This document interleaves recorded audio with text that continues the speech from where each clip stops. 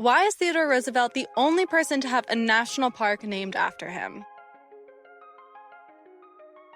Theodore Roosevelt first came to the North Dakota Badlands in 1883 to hunt bison. What began as a hunting trip turned into a lifelong connection to these lands. He really fell in love with the rugged landscape and the lifestyle out here of ranching, so he invested $14,000 into the Maltese Cross Ranch, just 7 miles from Medora where the park currently lays, and built his very own cabin. After a devastating loss of both his mother and his wife on the same exact day in 1884, he returned to the Badlands seeking healing and solitude. He created his second ranch, the Elkhorn Ranch, which is now a part of Theodore Roosevelt National Park. After the harsh winter of 1886, where he lost almost all of his cattle, he was inspired to protect America's natural resources. As a president from 1901 to 1909, he earned the title of the Conservation President. During this time, he created 5 new national parks, signed the Antiquities Act of 1906. The Antiquities Act enabled President Roosevelt and succeeding presidents to proclaim historic landmarks as national monuments. Altogether, he helped protect over 230 million acres of land. You have to keep in mind that many of these lands were originally inhabited or used by Native Americans, and the federal government's designation of